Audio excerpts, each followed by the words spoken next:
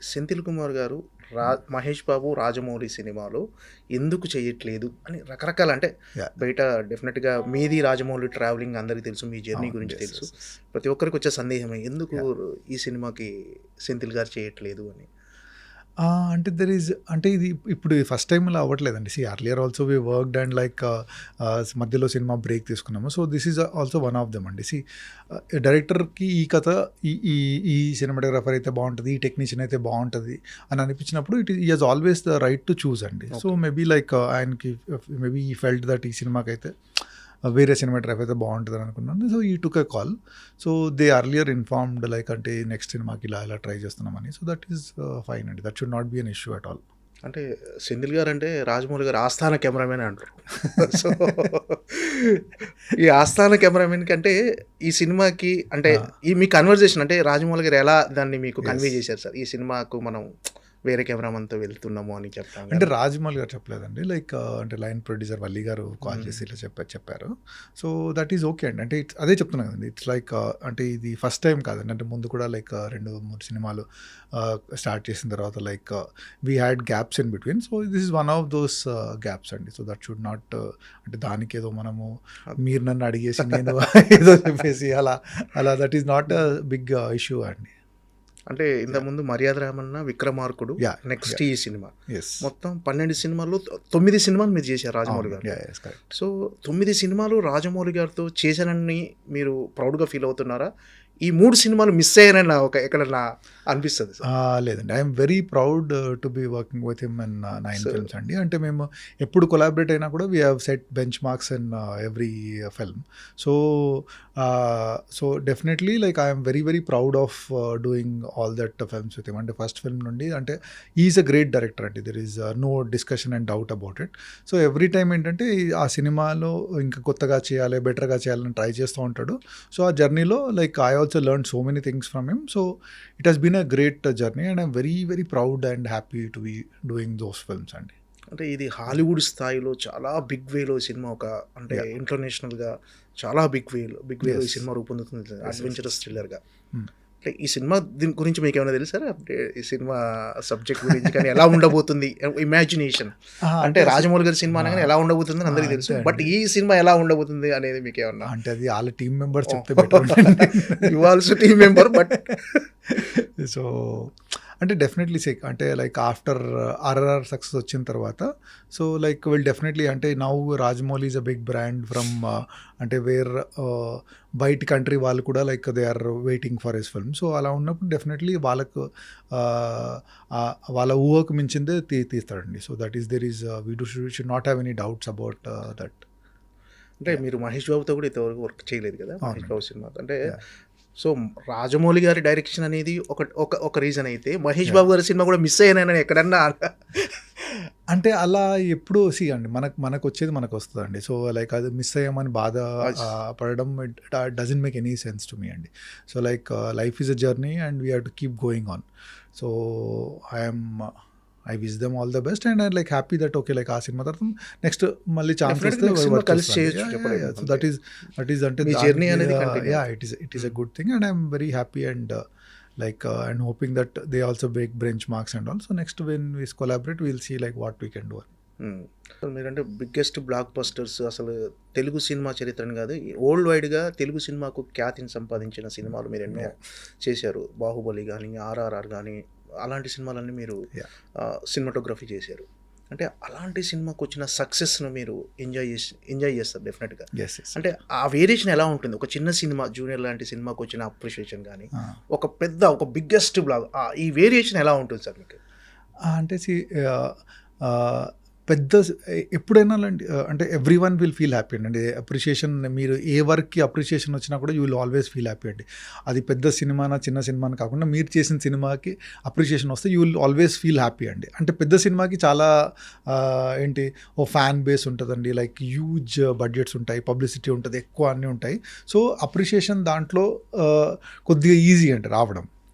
కానీ లైక్ ఒక అంటే రిలేటివ్లీ న్యూ హీరో లైక్ తో చేసిన సినిమా కూడా అప్రిషియేషన్ రావడం ఇట్ ఈస్ లైక్ అచీవ్మెంట్ లాగా అనిపిస్తుందండి.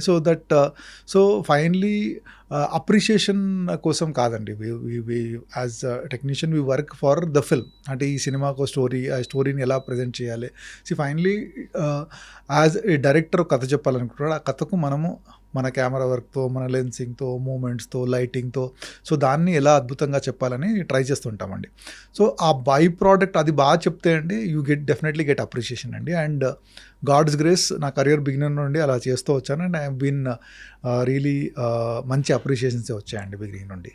సరే, ఈ సినిమా టైటిల్ వచ్చేసి జూనియర్ అని పెట్టారు కదా, అంటే కిరీటి బేసిక్గా ఎన్టీఆర్ ఫ్యాన్. అవునండి. అంటే ఎన్టీఆర్లా అంటే కొంచెం డ్యాన్స్లు ఫైట్లు కానీ, డ్యాన్స్లు అంటే ఎన్టీఆర్ గారు ఎంత బాగా డ్యాన్స్ చేస్తారో, ఆయనకు డ్యాన్స్ విషయంలో ఎలాంటి పేరు ఉందో తెలుసు. సో కిరీటి కూడా పర్ఫెక్ట్గా డ్యాన్స్లు కానీ ఫైట్స్ కానీ, అంటే ఆ జూనియర్ అని టైటిల్ పెడతానికి ఏమన్నా లింక్ ఉందా సార్ ఎన్టీఆర్కి? అలాంటిది ఏమన్నా నాకు అనిపించింది. అంటే అలా ఉండొచ్చేమో అండి. బట్ సినిమా చేసేటప్పుడు ఏంటంటే ఈ సినిమా స్టార్ట్ అయ్యేటప్పుడు is a junior in the college and then is second born, అంటే junior in the family.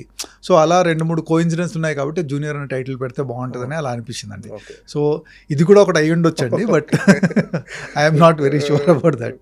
So సినిమాలో మాత్రం is always a junior, is looking up అంటే లైక్ ఆ అక్క ఉంది లైక్ అంటే లైక్ కాలేజ్లో స్టార్ట్ అయినప్పుడు లైక్ ఈ స్టార్ట్స్ జూనియర్ కాబట్టి లైక్ వి థాట్ ఇలా అయితే బాగుంటుంది. అంటే ఆఫీస్లో చేరినప్పుడు ఈ జాయిన్ యాజ్ అన్ ఇంటర్న్ జూనియర్గా, సో అలా చాలాసార్లు యాజ్ అ జూనియర్ లాగా ఇంట్రొడ్యూస్ అవుతారండి దాంట్లో. సో అందువల్ల ఇదైతే బాగుంటుంది అన్నట్టు అలా అనుకుని పెట్టామండి.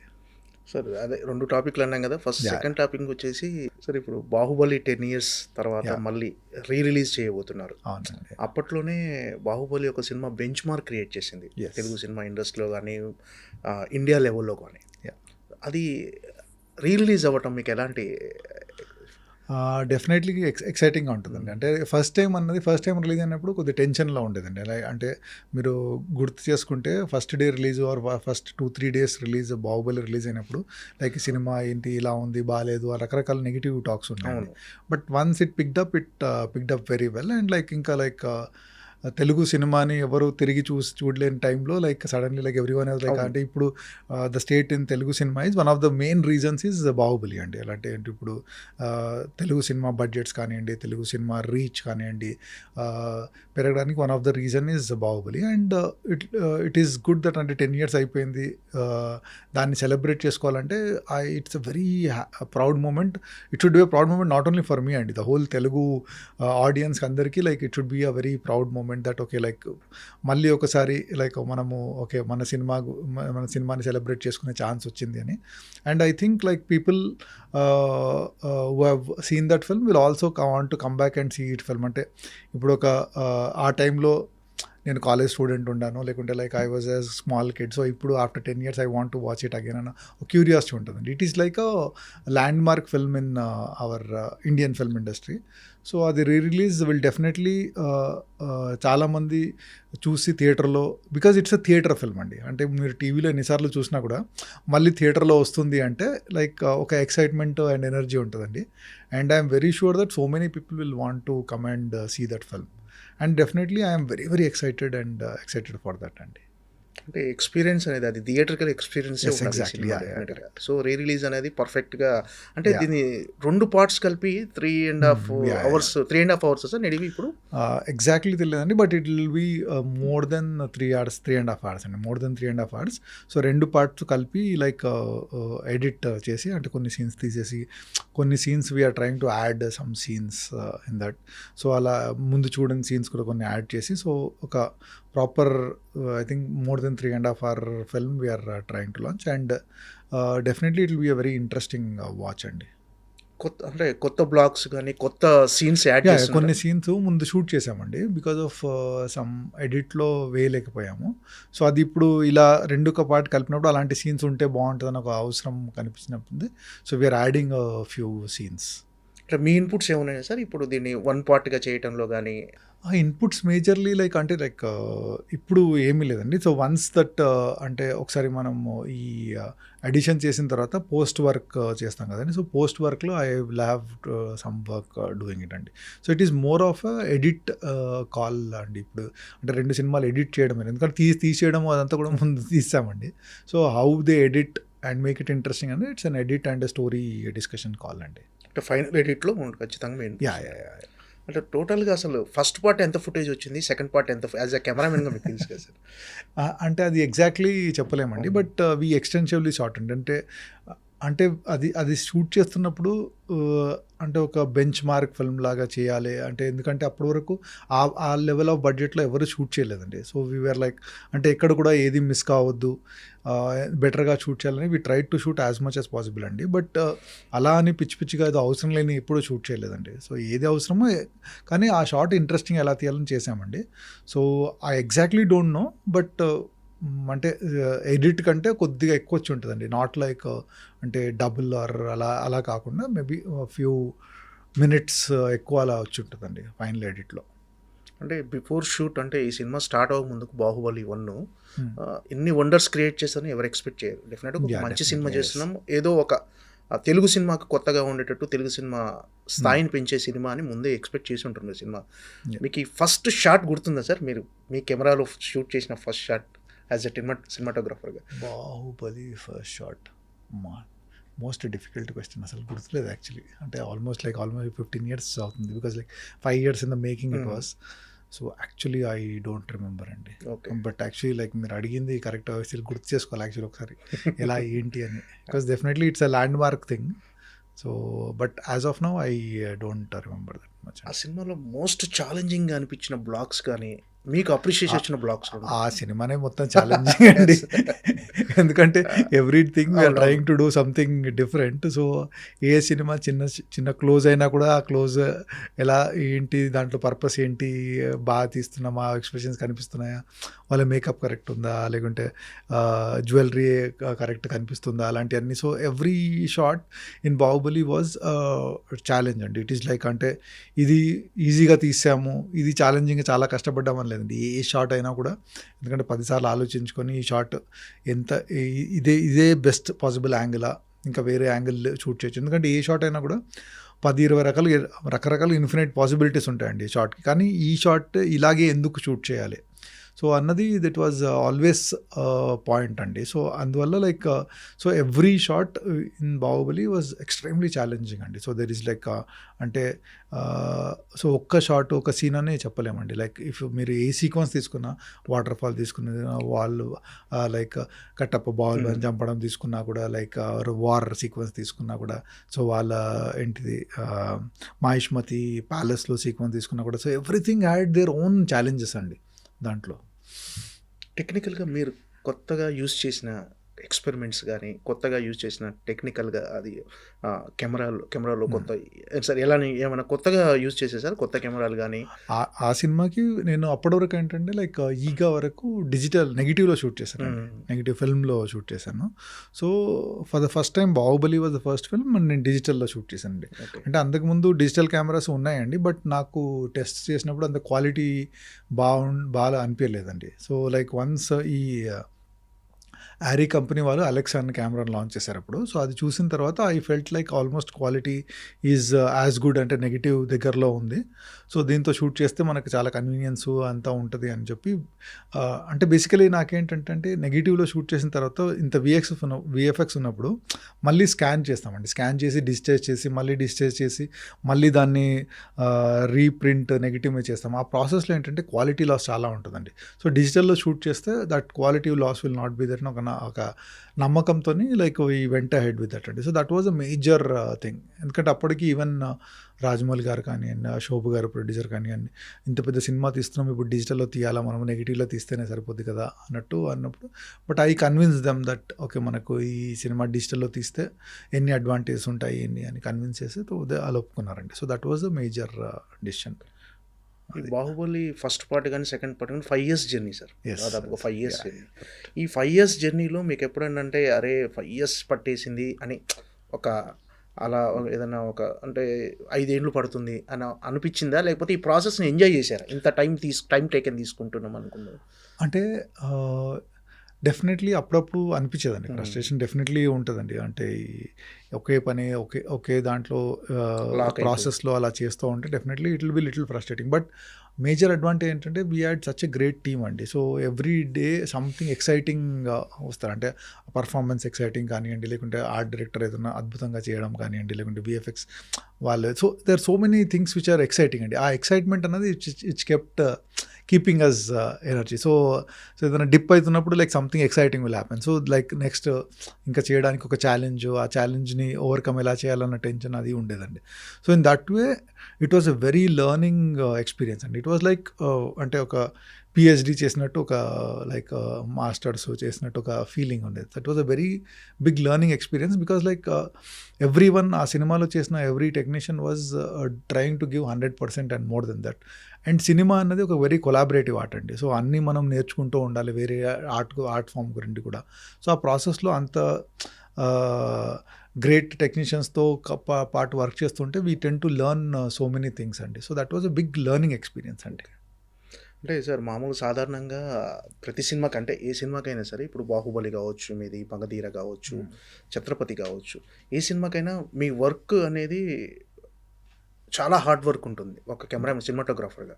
కొత్తగా మీరు రెగ్యులర్‌గా స్టడీ చేస్తూ, అప్‌డేట్ అవుతూ ఒక Yes. ఒక సినిమాని 'బాహుబలి' కావచ్చు, 'త్రిబుల్ ఆర్' కావచ్చు. కానీ దానికి తగ్గ అప్రిషియేషన్ అనేది ఆడియన్స్ నుంచి ఇప్పుడు టెక్నాలజీ డెవలప్ అవ్వటం వల్ల వస్తుంది. కరెక్ట్. సో మీ వర్క్ గురించి తెలియకుండా అరే మనం ఇంత వర్క్ చేసాము, మనకు దాని తగ్గ అప్రిషియేషన్ రాలేదు అని ఎప్పుడైనా ఫీల్ అయ్యారా సార్? ఇప్పుడు ఎలా ఉంది ఇప్పుడు?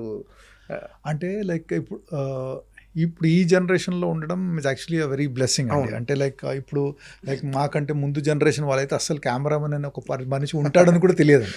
సో అందరికీ ఏంటంటే మొత్తం హీరోని చేస్తాడు, నెక్స్ట్ ఏం చేస్తాడు డైరెక్టర్ చేస్తాడు Okay. అనేది ఉంటుందండి. సో ఇప్పుడు ఈ జనరేషన్ ఉండడం I'm very very happy for that అండి. అంటే సో ఇప్పుడు at least there is some kind of recognition which is coming.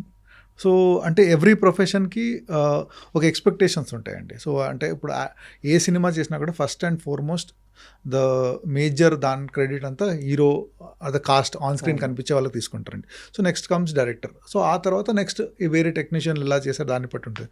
So మనం ఒక ప్రొఫెషన్లో ఉన్నప్పుడు మన ఎక్స్పెక్టేషన్స్ కూడా చాలా రియలిస్టిక్గా ఉండాలండి. సో మనము ఓకే వేరే టెక్నీషియన్ లెవెల్లో ఇలా ఎందుకు రావట్లేదని పడడం కంటే లైక్ ఓకే లైక్ మన ప్రొఫెషన్లో okay like what best we have achieved, what best recognition we have got అనేది ఉండాలి. అండ్ అప్రిషియేషన్ వస్తే definitely you will always feel happy అండి, దాంట్లో డౌట్ లేదు.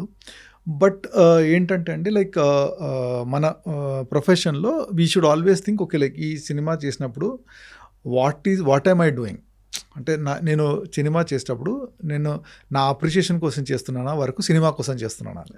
So in that way I always అంటే first నుండి అండి లైక్ ఒక సినిమాకి what best I can contribute to the film అని చేస్తూ వచ్చానండి. విచ్ ఇండైరెక్ట్లీ ఆ సినిమా బాగా వస్తే ఆడియన్స్ విల్ డెఫినెట్లీ ఫీల్ అండి. And definitely that appreciation has been coming slowly in a big way అండి. So I'm very happy for that అండి. So అలా ఎప్పుడన్నా కూడా I feel I'm very lucky to get so much of recognition. అంటే I don't think other సినిమాటోగ్రాఫర్స్కి ఇంత recognition చాలా తక్కువ మందికి ఉందండి. So I'm one of those guys. I feel very blessed అండి. ఓకే. ఈ 5 ఏళ్ల జర్నీలో 'బాహుబలి' ప్రభాస్‌తో ఉన్న working experience it was wonderful experience అండి. అంటే ప్రభాస్ అనేవాడు లైక్ ఈజ్ డార్లింగ్. యాక్చువల్లీ అతన్ని ఫ్యాన్స్ భలే పెట్టారు అతని పేరు. Is actually true darling. So అతనితో it was been always a very happy experience అండి. ఎప్పుడు కూడా లైక్ అంటే ఆ సినిమా చేసేటప్పుడు the kind of dedication he has shown towards film.